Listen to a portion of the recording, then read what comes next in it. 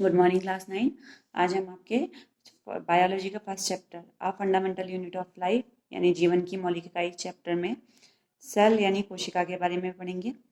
तो सबसे पहले कोशिका की खोज रॉबर्ट हुक ने 1665 में की थी। इन्होंने खुद के बनाए हुए माइक्रोस्कोप में कॉर्क की पतली पतली स्लाइसों को देखा तो इन्हें हनी कॉम यानी मधुमक्खी के छत्ते के समान इसमें चैम्बर यानी कोष्ठ दिखाई दिए। इन्होंने इन कोष्ठों को सेल कहा। सेल लैटिन भाषा का शब्द सेलुला से बना हुआ है। इसका मतलब होता है अ स्मॉल कंपार्टमेंट यानी एक छोटा सा कमरा। अब हम इसकी डेफिनेशन पढ़ेंगे। तो डेफिनेशन क्या है? कोशिका किसी जीवधारी की संरचनात्मक व क्रियात्मक इकाई होती है। A cell is a structural and functional unit of an organism. यहाँ पे दो शब्द हमारे यूज हुए हैं, स्ट्रक्चरल एंड फंक्शनल। स्ट्रक्चरल का मतलब होता है संरचनात्मक और फंक्शनल का मतलब होता है क्रियात्मक। स्ट्रक्चरल का मतलब होता है कि जो ऑर्गेनिज्म होता है उसका शरीर सेल से मिलकर बना होता है, तो इसीलिए हम कोशिका को संरचनात्मक इकाई कहते हैं। फंक्शनल यूनिट यानी क्रियात्मक इकाई इसलिए कहते हैं कोशिका को, इसके हम इसे समझने के लिए एग्जाम्पल लेंगे। जैसे कि हमें पता है कि जो एक कोशिका से बना होता है यानी कि वन सेल से बना होता है उसे हम यूनिसेलुलर ऑर्गेनिज्म कहते हैं, और जो बहुत सारी कोशिकाओं से यानी बहुत सारी सेल से मिलकर बना होता है उसे हम मल्टीसेलुलर ऑर्गेनिज्म कहते हैं। तो यूनिसेलुलर ऑर्गेनिज्म में हमारे अमीबा, यूग्लिना ये ऑर्गेनिज्म आते हैं।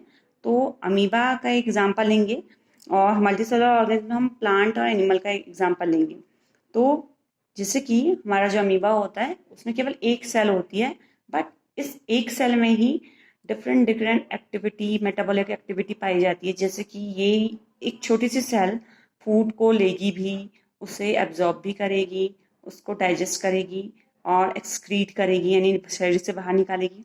लेकिन जो मल्टीसेलुलर ऑर्गेनिज्म होते हैं उसके के लिए हर एक काम के लिए डिफरेंट डिफरेंट सेल होती है। जैसे हमारे ब्रेन में अलग अलग सेल होंगी, हार्ट में अलग अलग सेल होंगी और हमारे स्टमक में अलग अलग सेल होंगी।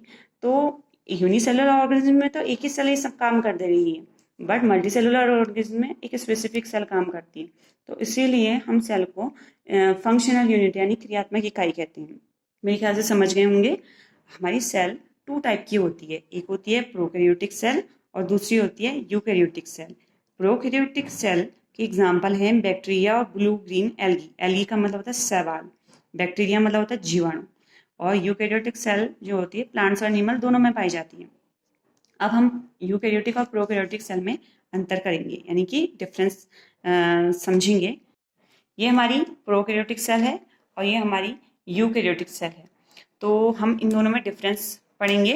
तो ये हमारी प्रोकैरियोटिक सेल है, इसमें हमें capsule, cell wall, cell membrane, ribosome और ये फ्लैजिलम दिखाई दे रहा है। जो ये फ्लैजिलम होता है ये इसको मूवमेंट करने में मदद करता है प्रोकैरियोटिक सेल को।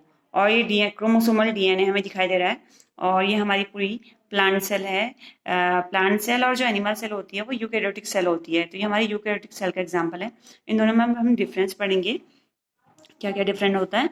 प्रोकैरियोटिक सेल जो होती है इसका साइज 1 to 10 म्यूएम होता है, और जो हमारी यूकैरियोटिक सेल होती है इसका साइज 5 to 100 म्यूएम होता है। Genetic material is not surrounded by nuclear membrane. यहाँ पे हमारा ये डीएनए जेनेटिक मटेरियल है, इसके चारों तरफ कोई भी मेम्ब्रेन नहीं है, बट यहाँ पे हमारा जो जेनेटिक मटेरियल इसमें दिखाई तो नहीं दे रहा है, लेकिन जो जेनेटिक मटेरियल अंदर होगा वो यहाँ पे न्यूक्लियर मेम्ब्रेन से घिरा हुआ होगा। तो हमारी यूकैरियोटिक सेल में जेनेटिक मटेरियल न्यूक्लियर मेम्ब्रेन से घिरा रहता है, और लेकिन हमारी जो प्रोकैरियोटिक सेल होती है इसमें जेनेटिक मटेरियल हमारा न्यूक्लियर मेम्ब्रेन से नहीं घिरा रहता। उसके बाद आते हैं ओनली वन क्रोमोसोम। ये प्रोकैरियोटिक सेल में एक क्रोमोसोम पाया जाता है और इसमें एक से ज़्यादा क्रोमोसोम पाए जाते हैं। और न्यूक्लियस इज एब्सेंट, इसमें ना तो न्यूक्लियर मेम्ब्रेन है ना न्यूक्लियस है, बट इसमें हमारा ये न्यूक्लियर मेम्ब्रेन हमको दिखाई दे रही है, अंदर जेनेटिक मटेरियल होगा, और ये हमारा न्यूक्लियस है, न्यूक्लियस है। तो ये जो होता है इसमें प्रेजेंट होता है बट इसमें एब्सेंट होता है। तो इसमें न्यूक्लियोलस जो है प्रेजेंट होता है और हमारे प्रोकैरियोट में एब्सेंट होता है। उसके बाद है सेल डिवीजन। इसमें कोशिका का जो विभाजन होता है इसमें प्रोकैरियोटिक सेल में ये फिशन और बडिंग के द्वारा होता है। बड निकलती है, एक छोटी सी बड निकलेगी, और फिशन मतलब कि एक जो सेल है वो दो टुकड़ों में डिवाइड हो जाएगी और फिशन का मतलब है छोटी सी बर्ड निकलेगी, सॉरी बर्डिंग का मतलब है छोटी सी बर्ड निकलेगी और उससे जो है ये सेल डिवाइड होगी। बट इसमें जो है माइटोटिक और म्योटिक जो है सेल डिवीजन पाया जाता है। अब इसके बाद हम जो प्लांट सेल है और एनिमल सेल है उसमें हम डिफरेंस, हमारी जो है प्लांट सेल है और ये हमारी एनिमल सेल है।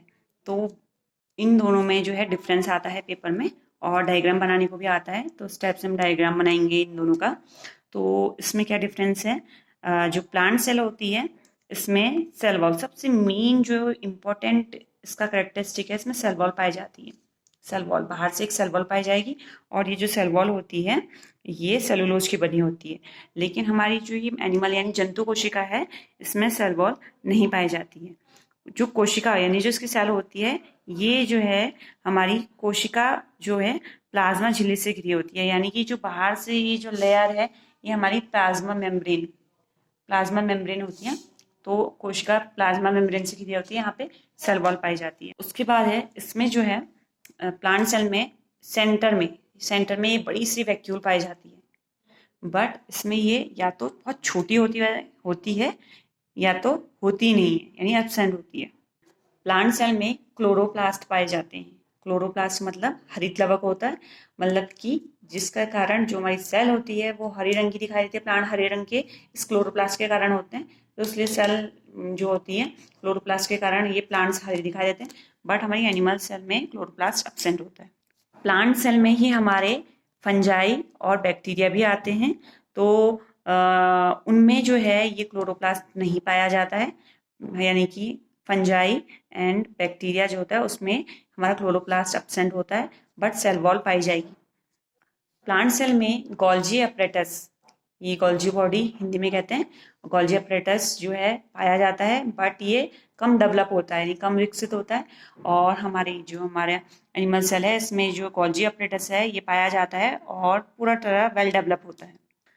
यहाँ पर जो हमारे गोल्जी अपरेटस है इसको प्लांट सेल में डिक्टियोसोम कहा जाता है। प्लांट सेल में जो भी जो सेल होगी उसमें जो स्टोर्ड मटेरियल यानी संचित पदार्थ प्रायः इसमें जो है पादप कोशिका में संचित पदार्थ प्रायः मंड यानी स्टार्च के रूप में होता है। जो भी प्लांट सेल खाना बनाएगी और जो भी स्टोर करेगी अपनी को सेव करेगी वो जो होता है स्टार्च होता है। और जो है हमारी एनिमल सेल में ग्लाइकोजन जो होता है स्टोर्ड मटेरियल होता है। जैसे कि हम जो है एनिमल हैं तो हम में जो भी खाना जो हम खाते हैं बाकी जो बच जाता है वो ग्लाइकोजन के रूप में सेव होगा। प्लांट सेल स्वकोशीय होती है यानी ऑटोट्रॉपिक होती है, और जो हमारी एनिमल सेल होती है हेटेरोट्रॉपिक यानी विषमपोषी होती है। यानी ये जो है हम एनिमल से खाना लेते हैं तो उसमें हम विषमपोषी और हेटेरोट्रॉपिक कहते हैं। मेरे ख्याल से एनिमल सेल और प्लांट सेल में आपको थोड़ा बहुत डिफरेंस आ गया होगा।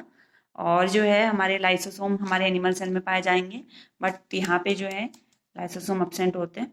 एक और चीज़ बताएंगे कि यहाँ पे जो है ये हमारा होता है ER यानी एंडोप्लाज्मिक रेटिकुलम। एंडोप्लाज्मिक रेटिकुलम दोनों में ही पाया जाता है। तो एंडोप्लाज्मिक रेटिकुलम ये जो न्यूक्लियस होता है इसमें न्यूक्लियस जो है किनारे में होगा प्लांट सेल में, और एनिमल सेल में बीचों बीच में न्यूक्लियस होता है। तो हमारे एंडोप्लाज्मिक रेटिकुलम 2 टाइप के होते हैं, एक रफ एंडोप्लाज्मिक रेटिकुलम, एक smooth endoplasmic reticulum. Rough endoplasmic इसलिए कहते हैं क्योंकि जो राइबोसोम होते हैं जब एंडोप्लाज्मिक रेटिकुलम के ऊपर चिपके रहते हैं तो उसे हम रफ कह देते हैं, रफ टाइप का हो जाता है।